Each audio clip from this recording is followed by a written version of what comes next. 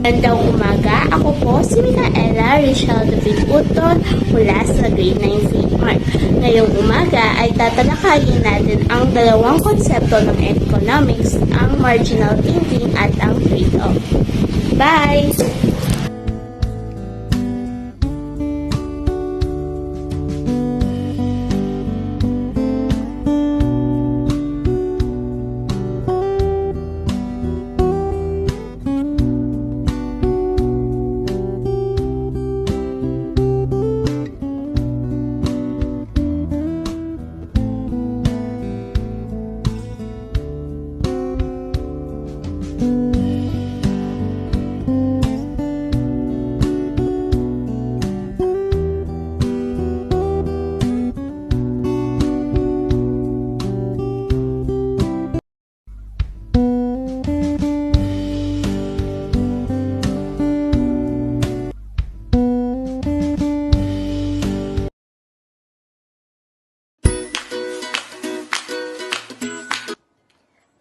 Musta?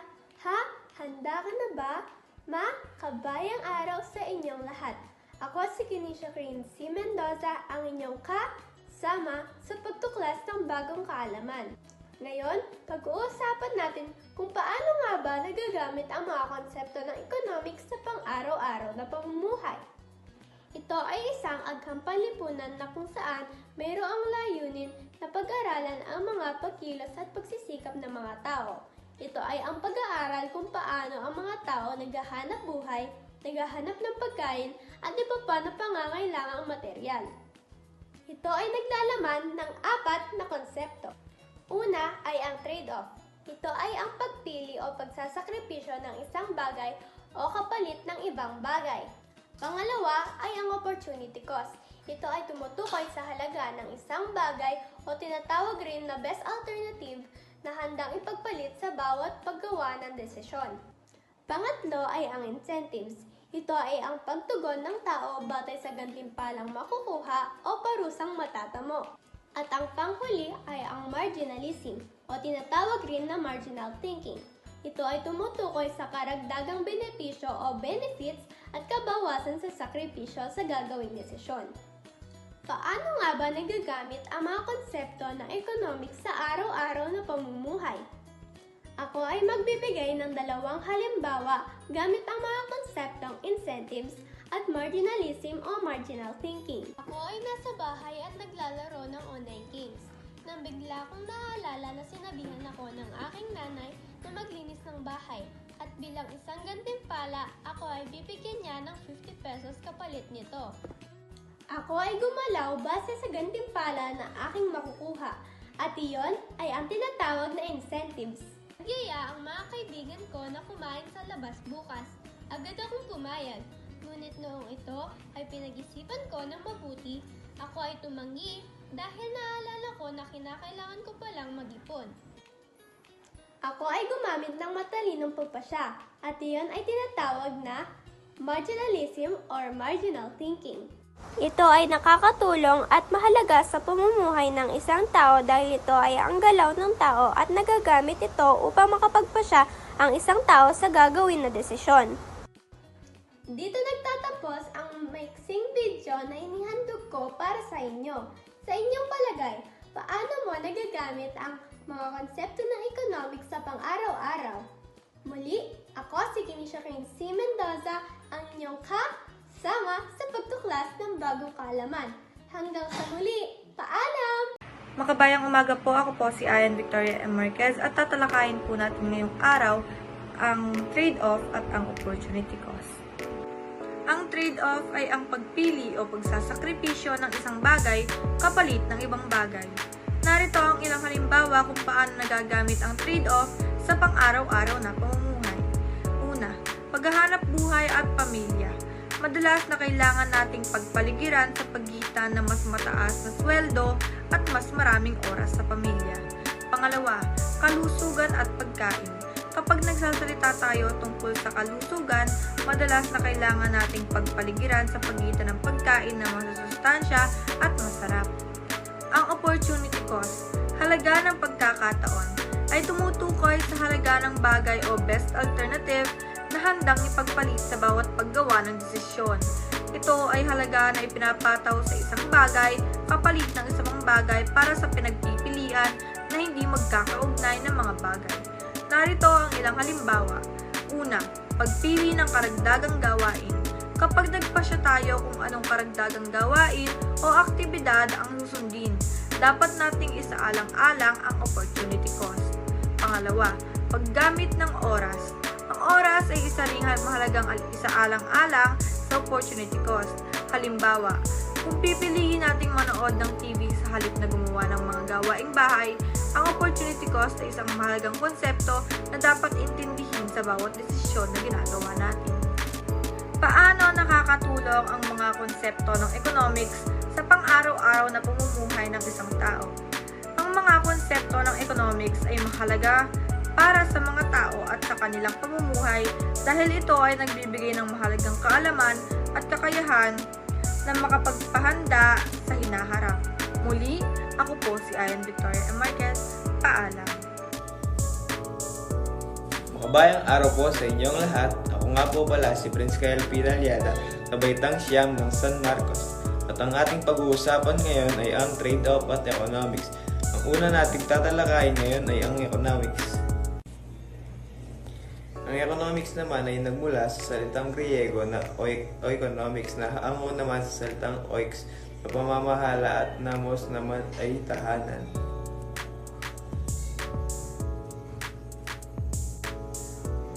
Ang oikonomos naman ay pamahalaan ng sambayanan. Tumutukoy sa simpleng pamahala ng bahay o pansariling pamumuhay. At ngayon, tapos na tayo sa economics. Lilipat naman tayo sa trade-off. Ang trade-off ay isang konsepto sa economics na tumutukoy sa paraan ng pagpili o pagsakripisyo ng isang tao sa isang bagay bilang kapalit ng isa pang bagay. Sa pamamagitan ng trade-off, natutulungan nito ang tao upang magkaroon ng masusing pagtimbang sa mga bagay. Sa pagsasakripisyo natin ay nakakamit natin ang kapalit na bagay. Makabayang araw sa inyong lahat. Ako po si Francis Juan Guevara mula sa grade 9 St. Mark. Ngayon, pag-usapan natin ang dalawang konsepto ng economics. Magsimula tayo sa trade-off. Ang trade-off ay halimbawa ng pagpili o pagdesisyon.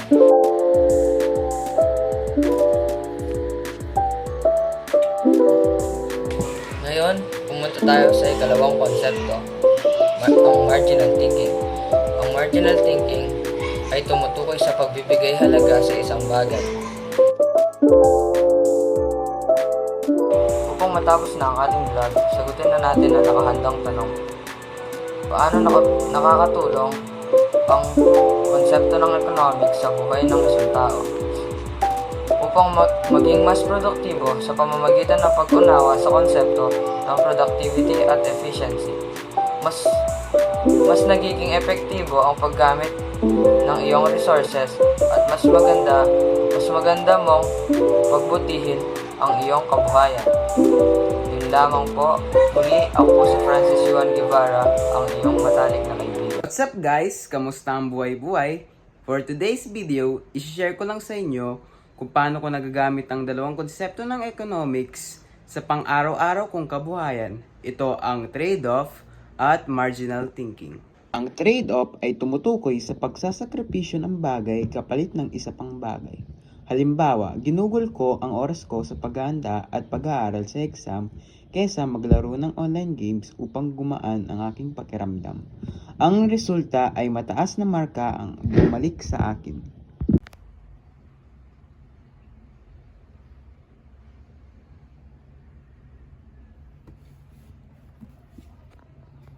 Ang marginal thinking naman ay ang pag-aaral ng mga karagdagang benepisyo at gastos ng isang desisyon. Tinutukoy nito kung ano ang mangyayari kapag magdadagdag ka ng isang unit ng isang bagay. Halimbawa, nagyaya ang mga kaibigan ko na maglaro kami ng ML pero pinagdesisyonan ko muna ito ng mabuti at napagdesisyonan na gawin na lang ang mga takdang aralin ko bago maglaro.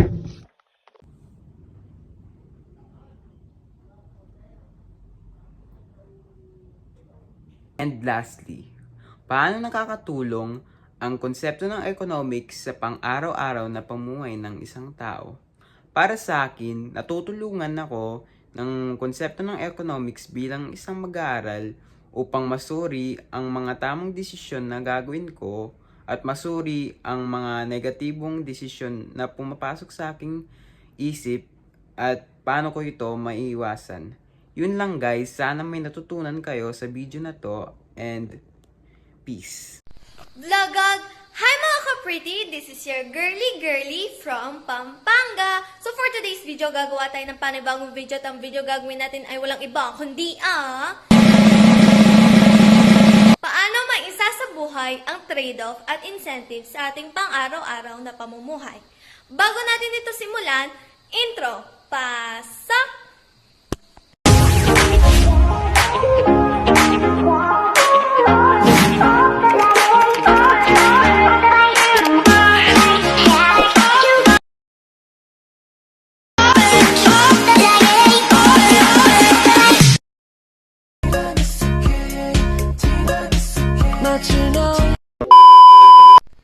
Ay, kapagod naman sumayaw mga besi ko. Si Self kasi nilagay-lagay pa sa script.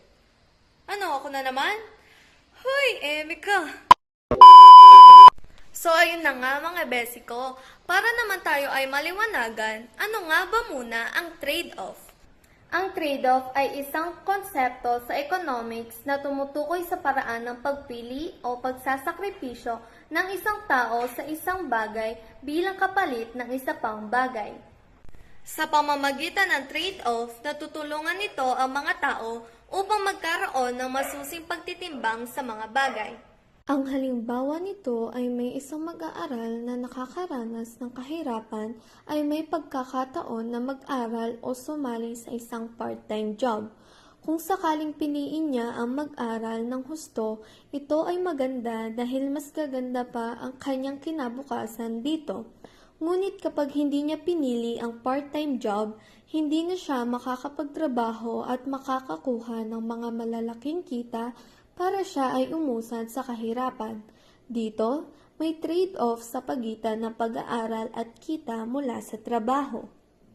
Isa pang halimbawa nito ay ang public at private school. Halimbawa ay mas malapit sa inyo ang private school, ngunit ang tuition nito ay mahal. Sapagkat ang public school naman ay malayo, pero ang tuition fee nito ay mura. Mag-iisip ka ng desisyon sa pagitan ng dalawa kung saan ka mag-aaral. Sa malapit pero mahal o sa malayo pero mura, ngunit kailangan mo pang gumastos sa pamasahe dahil ito ay malayo. Maisa sa buhay natin ang trade-off sa pamamagitan ng pagpili ng tamang desisyon. Paggamit sa trade-off ay maaari tayong gumawa ng magandang desisyon sa paggamit ng mga ito. Nakakaapekto ito sa ating mga kapamilya dahil sa mga batas gumagawa tayo ng desisyon.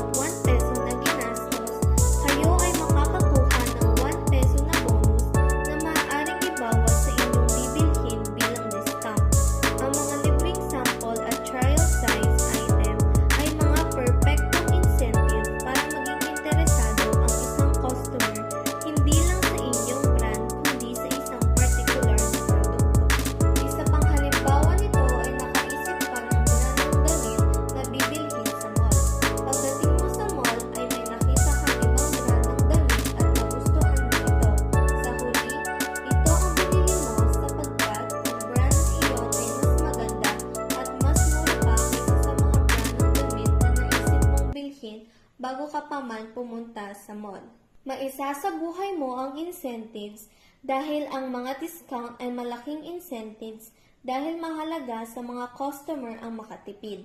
Bukod dito, ang mga discount ay naghihikayat ng mga customer sa karagdagang pagbili sa hinaharap. Ang isang magandang halimbawa nito ay kapag bumili kayo ng isang bagay at makakakuha kayo ng 20% discount sa inyong susunod na pagbili. Nakakatulong ang mga konsepto ng mga economics sa ating pang-araw-araw na pamumuhay dahil ito ay nakakatulong kung paano balansehin ang mga gastusin at pangangailangan ng isang tao. Ito din ay nakakatulong upang tayo ay magdesisyon ng wasto. Ngayon at naliwanagan na kayo kung paano makakatulong ang incentives at ang trade-off sa ating pang-araw-araw na pamumuhay. I guess doon na nagtatapos ang ating vlog. So don't forget to click that subscribe button and like this video. Yun lang naman muna mga besi ko. Bye-bye! Kita-kits sa susunod! Mwah!